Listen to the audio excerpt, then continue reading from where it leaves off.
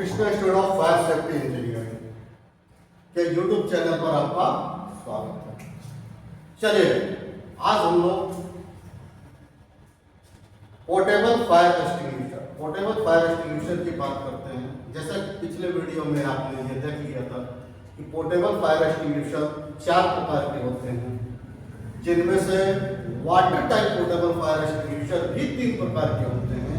और उस water type portable fire extinguisher के अंदर में water soda acid type portable fire extinguisher होता है। पहला है water soda acid type portable fire extinguisher. तो आज हम लोगों को इसी एक्सटिंग्विशर के बारे में पढ़ना है। देखिए, आगे के वीडियो को देखने के लिए प्रॉपर चैनल को लाइक और सब्सक्राइब करते रहिए ताकि आपको आगे के वीडियो मिलते रहें। अभी वाटर में वाटर CO2 है, वाटर एयर स्टोर है, और फोम के 2 हैं, DCP के 2 हैं, गैस में 1 है। तो ये सारी चीजें आपको मिलते रहें ताकि आप सारे वीडियो को देख सकें। तो चैनल को लाइक और सब्सक्राइब जरूर करते रहिए। चलिए फिलहाल हम लोग बात कर लेते हैं water soda acid type portable fire extinguisher की, है ना। तो वाटर सोडा एसिड तो यहाँ पे क्या बोला, वाटर क्या है, सॉल्यूशन। वाटर क्या है, सॉल्यूशन, जो कि आग को बुझाने का काम करेगा, है ना। और सोडा एसिड में क्या रखा गया है, तो इसके अंदर एक तरह का एसिड है जिसको बोला जाता है सल्फ्यूरिक एसिड, जो कि प्रेशर देने का काम करेगा। पानी को निकलने के लिए प्रेशर देने का काम करता है। यानी सॉल्यूशन और प्रेशर, इन दोनों को जोड़ करके इसका नाम बनाया गया है water soda acid type portable fire extinguisher. इस एक्सटिंग्विशर की कैपेसिटी होती है 9 लीटर, यानी इसके अंदर में 9 लीटर पानी आता है। और इसका IS नंबर यानी IS कोड 934/1976। देखिए, अक्सर इंटरव्यू वगैरह में ये IS कोड वगैरह पूछे जाते हैं, ये आपको प्रॉपर याद होना चाहिए, ठीक है। तो ये इंडियन स्टैंडर्ड के आधार पर ये एक नंबर दिया गया होता है। उसके बाद बात करते हैं क्लास ए।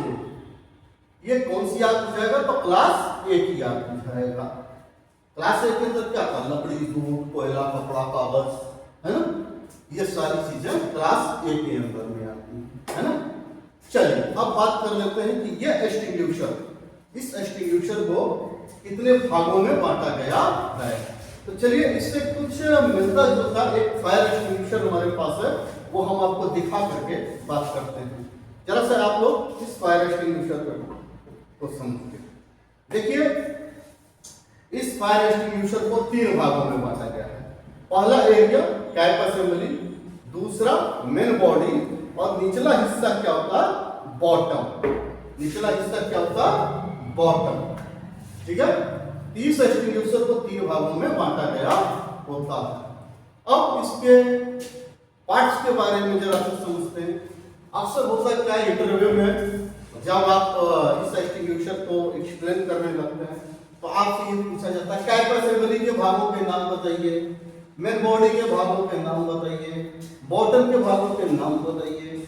तो आपको जाहिर सी बात है कि इनके भागों के नाम बताने पड़ते हैं। तो चलिए हम लोग स्टार्ट करते हैं। पहला कैप असेंबली के भाग। तो सबसे ऊपर में आप देख रहे हैं क्या है, ये प्लंजर रॉड।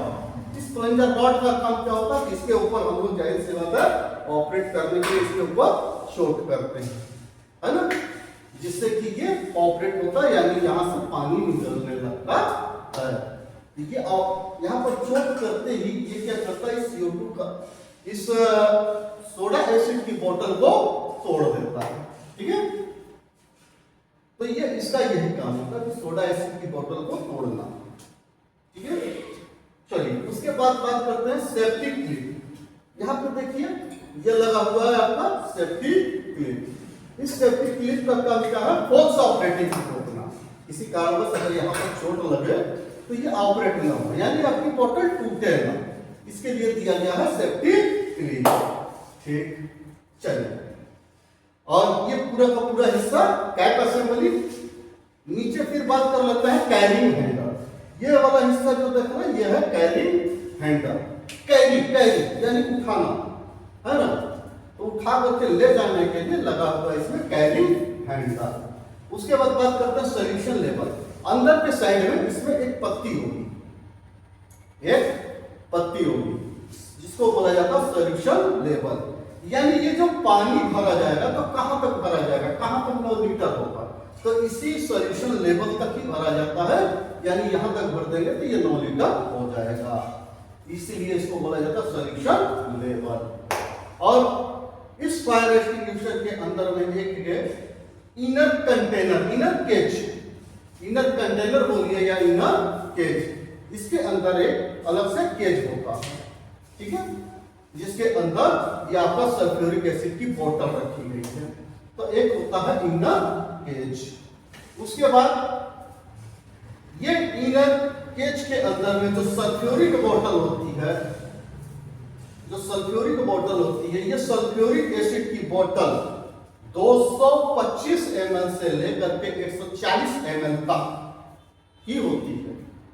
225 ml से 140 ml। सबसे ज्यादा पूछा जाने वाला क्वेश्चन यही है कि सल्फ्यूरिक एसिड की बोतल कितने ग्राम की होती है। तो 125 से 140 ml ध्यान रखिएगा। उसके बाद इसमें लगा होता है हैंगिंग हुक। इस एक्सटिंग्विशर के अंदर में ये चीज सामने आप दिखाई दे रहा है, ये लगा हुआ क्या, हैंगिंग हुक, यानी एक्सटिंग्विशर को दीवार से हैंग करने के लिए हैंगिंग हुक दिया गया है। उसके बाद इसके अंदर जो पानी भरा गया है, जो 9 लीटर पानी भरा गया है, वो सीधा सीधा सादा शुद्ध पानी नहीं है। उस पानी में क्या, सोडियम बाइकार्बोनेट, सोडियम बाइकार्बोनेट 500 ग्राम, 500 ग्राम सोडियम बाइकार्बोनेट को लेकर के 9 लीटर पानी में घोल करके सीधा सीधा उसके अंदर डाला गया होता है, ठीक है। चलिए इसके और बाकी पार्ट्स के बारे में भी बात कर लेते हैं। तो वेंट होल, इसमें ये देखिए छोटे छोटे होल दिए गए हैं, वेंट होल। इस वेंट होल का काम क्या होता है कि कभी अगर किसी कारणवश, जैसे कि मान लीजिए हमने इसको डिस्चार्ज किया और हमारा डिस्चार्ज नोजल जो है ये जाम रहा, डिस्चार्ज नोजल जाम रहा, इसमें डस्ट वगैरह पड़ गया या कीड़े मकोड़ों ने घर बना दिया और यहां से प्रेशर बाहर नहीं निकल पाया, तो क्या ऐसे कंडीशन में एक्सटिंग्विशर फट जाएगा? ऐसा क्वेश्चन होता है, क्या ऐसे कंडीशन में एक्सटिंग्विशर फट जाएगा? तो नहीं फटेगा, नहीं फटेगा क्यों? क्योंकि इसमें लगा हुआ है वेंट होल, ये होल है ना, ये वेंट होल लगे हुए, यहां से जो है एयर धीरे धीरे बाहर निकल जाएगा और एक्सटिंग्विशर को कोई नुकसान नहीं होगा, ठीक है। चलिए अब उसके बाद बात करते हैं डिस्चार्ज नोजल। हाँ देखिए ये डिस्चार्ज नोजल, ये इस एक्सटिंग्विशर में 90 डिग्री पे होता है, इसमें तो गलत है, वो क्या बिल्कुल ऐसा सीधा 90 डिग्री पर सामने की तरफ होगा। यही सबसे अच्छी पहचान है इस एक्सटिंग्विशर की, यही सबसे अच्छी पहचान है, इसका नोजल जो है वो 90 डिग्री पर होता है। अगर आपकी आंख पर पट्टी भी बांध दें तो आप ऐसा टच करके भी बता सकते हैं कि ये कौन सा एक्सटिंग्विशर है। इसका नोजल ठीक 90 डिग्री पर होगा, ठीक है। चलिए इसमें बात करते हैं, इसके इनर केज में एक होता है रिटर्निंग स्प्रिंग, रिटर्निंग स्प्रिंग। इस रिटर्निंग स्प्रिंग का काम क्या होता है कि जैसे ही आप चोट करते हैं, किसी कारणवश आपकी बोतल न टूटी तो फिर से ये रिटर्न करके उसको तोड़ देता है, यानी रिटर्निंग स्प्रिंग, ठीक है। उसके बाद बात करते हैं आउटर कंटेनर, ये ऊपर वाला हिस्सा यानी यहां से लेकर के यहां तक वाला हिस्सा, इसको आउटर कंटेनर या मेन बॉडी भी बोला जाता है। मेन बॉडी भी, ज्यादातर मेन बॉडी ही बोलते हैं। कितने भाग में बांटा जाए तो cap assembly, main body, bottom, तो ज्यादातर मेन बॉटम। और अगर इनर कंटेनर और आउटर कंटेनर, इनर कंटेनर और आउटर कंटेनर के हिसाब से कहिए तो आउटर कंटेनर है ना। और इसका सबसे निचला हिस्सा, सबसे निचला हिस्सा ये वाला, तो ये होता है बॉटम, है ना। इस एक्सटिंग्विशर के में एक एक्स्ट्रा भाग लगा होता है जिसको बोलते बोलते हैं ग्रिपिंग रॉड। ग्रिपिंग रॉड कहने का कारण क्या है कि जैसा हम लोग जानते हैं कि अगर एक्सटिंग्विशर किसका बना है, लोहे का, तो जाहिर सी बात है कि लोहे में क्या है कि जब ये मिट्टी और पानी के संपर्क में आते हैं तो इनमें जंग लगने लगता है और एक्सटिंग्विशर खराब होने लगता है। तो वो जंग न लगे, एक्सटिंग्विशर हमारा खराब ना हो, इसके लिए इसमें क्या ग्रिपिंग रॉड लगा होता है, क्यों, इसी एक्सटिंग्विशर और बाकी में नहीं। ठीक है, तो चलिए ठीक है, थोड़ा सा हम लोग और आगे बढ़ते हैं। इसके पार्ट्स के बारे में आप समझ गए, इसके सारे भागों के बारे में समझ गए, तो थोड़ा आगे बढ़ते हैं। चलिए अब थोड़ा बात कर लेते हैं इनकी पहचान। तो पहचान में आपको बता दें, जैसा आपको हाथ पर पट्टी भी बांध दिया जाए और एक्सटिंग्विशर आपके हाथ में दे दें, तो आप इस एक्सटिंग्विशर को पकड़ करके टच करके भी बता सकते हैं कि ये कौन सा एक्सटिंग्विशर है। वो क्या है, इससे 90 डिग्री पर ये डिस्चार्ज नोजल, 90 डिग्री पर ये डिस्चार्ज नोजल होगा, यही इसकी सबसे अच्छी पहचान है। ठीक है, चलिए अब जैसा कि आपको बताया कि एक्सटिंग्विशर कितने भागों में बांटा गया, तो 3 भागों में, है ना, 3 भागों में। पहला क्या, कैप असेंबली, मेन बॉडी और बॉटम।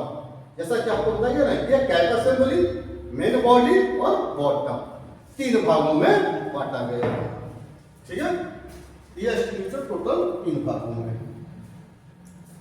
तो कैप असेंबली के भागों के नाम प्रॉपर समझ में आ गया कि प्लंजर रॉड पे हम चोट करते हैं ऑपरेटिंग के लिए, सेफ्टी क्लिप तो फॉल्स ऑपरेटिंग रोकने के लिए, है ना, बेंट होल तो किसी कारणवश प्रेशर अगर न निकले तो बेंट होल से प्रेशर निकल जाए। उसके बाद इनर केज, तो इनर केज के अंदर क्या सल्फ्यूरिक एसिड की बोतल रहती है ना, और रिटर्निंग स्प्रिंग, तो रिटर्निंग स्प्रिंग का काम क्या है, तो सल्फ्यूरिक एसिड की बोतल को रिटर्न करना, है ना। अब बात कर लेते हैं मेन बॉडी के भागों के नाम। तो मेन बॉडी के भागों में सबसे पहला क्या था, हैंगिंग हुक। हैंगिंग हुक याद है, हैंगिंग हुक का काम क्या है, दीवार से हैंग करने के लिए, दीवार से हैंग करने के लिए। उसके बाद उसमें अंदर से एक पत्ती थी जिसको बोलते थे क्या, सॉल्यूशन लेवल, यानी पानी को कहां तक भरना, सॉल्यूशन को कहां तक भरना, तो सॉल्यूशन लेवल पर, है ना। और डिस्चार्ज नोजल, तो डिस्चार्ज नोजल का क्या काम है, तो डिस्चार्ज नोजल से ही पानी जेट बना करके बाहर निकलता है ना। ये पूरा 90 डिग्री पर होता है। ठीक, उसके बाद कैरिंग हैंडल, है ना, यह कैरिंग हैंडल, इसका क्या काम होता है, तो यहां से कैरी करके इसको एक जगह से दूसरी जगह ले जाने के लिए इसमें लगा होता है कैरिंग हैंडल। ठीक है, और सबसे निचला हिस्सा क्या होता है, बॉटम, है ना, सबसे निचला हिस्सा एक्सटिंग्विशर का क्या है, बॉटम, इसमें लगा हुआ है ग्रिपिंग रॉड, ठीक है, इसका एक भाग होता है ग्रिपिंग रॉड। ठीक, अब बात कर लेते हैं कि इस एक्सटिंग्विशर के अंदर क्या क्या भरा जाता है। तो इस एक्सटिंग्विशर के अंदर जो भरा गया है, तो प्रेशर देने के लिए, बार बार आपसे बोलना है, प्रेशर देने के लिए क्या भरा गया होता है, तो सल्फ्यूरिक एसिड, इसके अंदर सल्फ्यूरिक एसिड की बोतल होती है, कितने ग्राम का, 125 ml से 140 ml। इसको बहुत ज्यादा ध्यान रखिएगा, ये अक्सर इंटरव्यू में पूछ लिया जाता है, इस सल्फ्यूरिक एसिड की बोतल कितने ग्राम का या कितने ml का होता है। तो 125 ml से 140 ml, ठीक है। और इसके अंदर क्या भरा होता है, तो अंदर में 9 लीटर पानी, 9 लीटर पानी के अंदर सोडियम बाइकार्बोनेट, सोडियम बाइकार्बोनेट 500 ग्राम से 700 ग्राम तक का घोल बना, यानी सीधा सीधा समझिए कि 9 लीटर पानी लिया, उसके अंदर 500 से लगभग 700 ग्राम सोडियम बाइकार्बोनेट पाउडर डाला, उसको घोल दिया और एक्सटिंग्विशर की मेन बॉडी में डाल दिया, ये सीधा सीधा होगा। ठीक है, चलिए अब आगे बात करते हैं इसको चलाने का तरीका। अक्सर एक्सटिंग्विशर के बारे में यही चीज पूछा जाता है, भाई इसको चलाना समझाइए, कैसे चलाएंगे, चलाने का क्या तरीका है। तो चलाने का क्या तरीका होता है कि देखिए, आपको पूरी बातें ध्यान से सुनिएगा, पूरी बातें आपको स्टार्टिंग से बोलेंगे, ठीक है। तो स्टार्ट हम लोग कहाँ से करेंगे, चलाने के तरीके से। जब कभी क्लास में की आग लगी होती है, एक्सटिंग्विशर कहीं स्टैंड में लगा होगा या किसी दीवार से हैंग किया गया होगा, एक्सटिंग्विशर को सीधा सामने उतार करके रखना है और इसको कंधे पर लेकर के दौड़ते हुए फायर सीन पर, फायर सीन पर पहुंचने के बाद ध्यान देते हैं कि एयर डायरेक्शन क्या है, हवा के बढ़ने की दिशा क्या है। अगर हवा पूरब से पश्चिम जा रही है तो हमको पूरब साइड में पोजीशन लेकर के खड़ा होना चाहिए। और कितनी दूरी, तो हमारे जेट के लगभग की दूरी, लगभग 3 से 4 मीटर की दूरी पर हमें पोजीशन लेना चाहिए, ठीक है। अब पोजीशन लेने के बाद नोजल फायर सीन की तरफ रखना है, प्लंजर रॉड पर अब सीधा सीधा सेफ्टी क्लिप निकाल करके प्लंजर रॉड के ऊपर शॉट करना है, प्लंजर रॉड के ऊपर शॉट करना है और एक्सटिंग्विशर को 2 से 3 बार हिला करके उल्टा करके आग के ऊपर मारना है जेट। इससे सीधा सीधा जेट निकलने लगेगा और इस एक्सटिंग्विशर को उल्टा करके चलाया जाता है और बड़े आराम से इससे पानी निकलने लगेगा और आग आसानी से बुझ जाएगी। तो इसका सीधा सीधा यही तरीका होता है।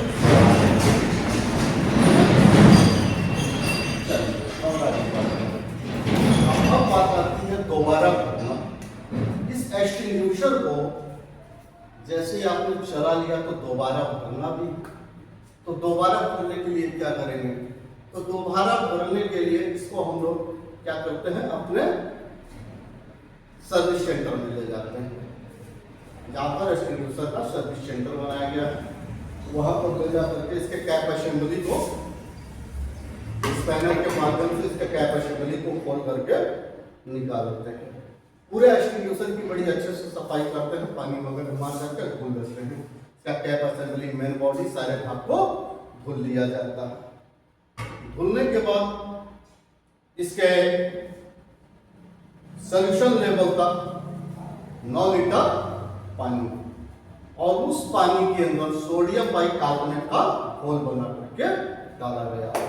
सोडियम बाइकार्बोनेट का घोल बना करके डालते हैं और उसके बाद उसमें इनर केज डालेंगे और उस इनर केज में एक 125 से 140 ml का सल्फ्यूरिक एसिड की शीशे की बोतल, कांच की बोतल वो उल्टा करके उसमें डाला जाएगा और कैप असेंबली को अच्छे से कस दिया जाएगा और कसने के बाद उसके ऊपर सेफ्टी क्लिप लगा देते हैं, है ना, सेफ्टी क्लिप लगा दिया जाएगा जिससे कि एक्सटिंग्विशर वापस आता है। अब इसके ऊपर सबसे बड़ी चीज क्या होती है, इसके ऊपर एक टैग लगाया जाएगा, एक टैग लगाते हैं ऐसा, और उसके अंदर रिफिलिंग डेट, इस तरह का टैग लगा करके उसके अंदर रिफिलिंग डेट डाल दिया जाता है और इंस्पेक्शन डेट डाला जाता है, ठीक है, टैग लगा दिया जाता है ताकि ये क्लियर रहे कि इसको कब भरा गया था, ठीक है। चलिए अब बात कर लेते हैं हम लोग टेस्ट एंड चेकिंग। अपने फायर एक्सटिंग्विशर का टेस्ट एंड चेकिंग का क्या नियम, कब कब इसको चेक करते हैं, कब कब इनका मेंटेनेंस किया जाता है, इन चीजों को भी समझने की जरूरत है। तो देखिए टेस्ट एंड चेकिंग इन एक्सटिंग्विशर को क्या है, वीकली, मंथली, 3 मंथ, 6 मंथ और 1 year. Weekly, monthly, 3 month, 6 month और 1 ईयर। ये क्या है, सिंपल सा बात समझिए कि ये 5 तरह के रजिस्टर हैं, 5 तरह के रजिस्टर हैं जो कि आपके यहाँ पर रखे गए होते हैं। Weekly fire extinguisher checking register, monthly fire extinguisher checking register, 3 month fire extinguisher checking register, 6 month fire extinguisher checking register. 1 year fire extinguisher checking register. इस तरह के 5 रजिस्टर रखे गए होते हैं। इनमें से कोई भी रजिस्टर आपको दिया जा सकता है कि आप जाइए साइट पर फायर एक्सटिंग्विशर चेक कीजिए। तो उस समय आपको पता होना चाहिए कि हमें क्या करना है। तो सिंपल सी बात समझिए, यदि आपको वीकली या मंथली रजिस्टर दिया गया, इसके अंदर आपको कुछ भी नहीं करना है, केवल अपने उस फायर एक्सटिंग्विशर को करना क्या है, इसके वेंट होल, इस वेंट होल को साफ कर दीजिए और डिस्चार्ज नोजल को साफ कर दीजिए और कपड़े से इसको पोंछिए और उसी जगह पर लगा करके अपने रजिस्टर पर नोट कर लीजिए। बस ये काम आपको करना है, ठीक है। ये वीकली और मंथली में करेंगे। 3 मंथ और 6 मंथ। तो 3 मंथ और 6 मंथ में क्या करेंगे, तो देखिए 3 मंथ 6 मंथ या 1 ईयर के रजिस्टर में आपको इस एक्सटिंग्विशर के संग करना क्या है कि वो सारे काम जो आपने वीकली मंथली में किया, इसको कपड़े से साफ करना, बेंट होल को साफ करना, डिस्चार्ज नोजल को साफ करना, ये काम आप करेंगे। इसके अलावा इसमें खोल करके इसका वाटर लेवल देखेंगे, सॉल्यूशन लेवल देखेंगे कि कहीं सॉल्यूशन कम तो नहीं हुआ है। अगर कम हुआ हो तो जाहिर सी बात है उसमें और पानी डाल दिया जाए। फिर सल्फ्यूरिक एसिड की बोतल देखेंगे, कहीं वो कम नहीं हुआ है। हालांकि वो ठीक ठाक रहता है, उसमें प्रॉब्लम नहीं होनी चाहिए, तो उसको उसी तरह से डाल दिया जाता है, ठीक है। तो डालने के बाद वापस एक्सटिंग्विशर को उसी तरह से कस करके पिन लगा करके इसके टैग पर मेंटेनेंस का डेट, साइन, वो सारी चीजें लिख दी जाती है, ठीक है। और आप रिकॉर्ड के लिए अपने रजिस्टर पर भी नोट कर लिया जाता है। तो इस तरह से करके हम इन रजिस्टरों को भी कंप्लीट करते रहते हैं। यही है इसके टेस्ट एंड चेकिंग का तरीका, ठीक है। इस तरह से करके इसको टेस्ट एंड चेकिंग किया जा सकता है। और एक चीज ध्यान रखना है कि प्रत्येक 3 वर्ष में इस एक्सटिंग्विशर को हाइड्रोलिक टेस्ट के लिए भेजें। आपको हाइड्रोलिक टेस्ट के बारे में बताया था ना कि इसकी बॉडी की टेस्टिंग, बॉडी की स्ट्रेंथ की टेस्टिंग के लिए इसको हर एक 3 वर्ष में एक बार बाहरी एजेंसी वाले को दे दिया जाता है, तो इसको इसका हाइड्रोलिक टेस्ट करते हैं, यानी इसके बॉडी का टेस्टिंग करते हैं, ठीक है। ये हाइड्रोलिक टेस्ट 3 साल में होता है इसमें, ठीक है। अब थोड़ा सा एक चीज और बात कर लेते हैं। देखिए जैसे कि हम लोग क्या, ये सारी चीजें तो नॉर्मल थी, सुनने करने के बाद तो याद हो जाती है, लेकिन होता है कभी कभी कि इंटरव्यू लेने वाले के पास बहुत समय नहीं रहता है, केवल इतना वो जानना चाहता है कि आपने पढ़ाई किया, आपको नॉलेज है कि नहीं है, तो कुछ शॉर्ट क्वेश्चन करने लगता है, शॉर्ट में कुछ क्वेश्चन करने लगता है। तो थोड़ा सा एक शॉर्ट नोट्स भी हमने बना रखा है, तो उसको थोड़ा सा समझते हैं ये शॉर्ट क्वेश्चन क्या क्या आ सकते हैं। तो जैसे आपसे पूछा जा सकता है कि वेंट होल का डाया क्या होगा। वेंट होल को समझ में आ रहा है आपको, ये वाला होल। तो वेंट होल का डाया क्या होगा, तो वेंट होल का डाया क्या होगा 2.5 mm, 2.5 mm। फिर पूछते हैं इसका वर्किंग प्रेशर क्या होगा, यानी जब आप प्लंजर रॉड पे शॉट करेंगे, जब आप प्लंजर रॉड पे शॉट करते हैं तो इसमें से जो प्रेशर निकलेगा वो वर्किंग प्रेशर क्या होगा, तो क्या होगा 10.5 kg/cm²।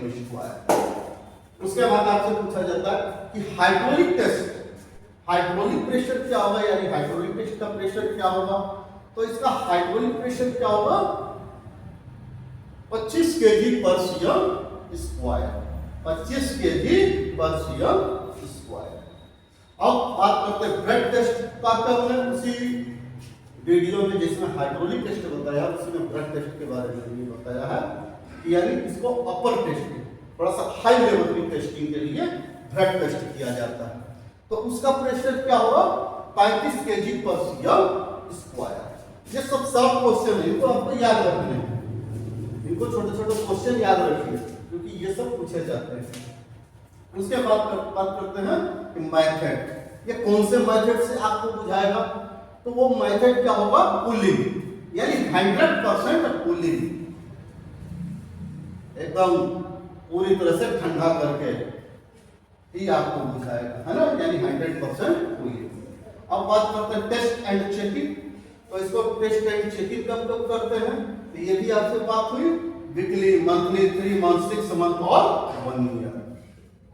ठीक है, तो इस तरह से करके इसका टेस्ट एंड चेकिंग किया जाता है। ठीक है, चलिए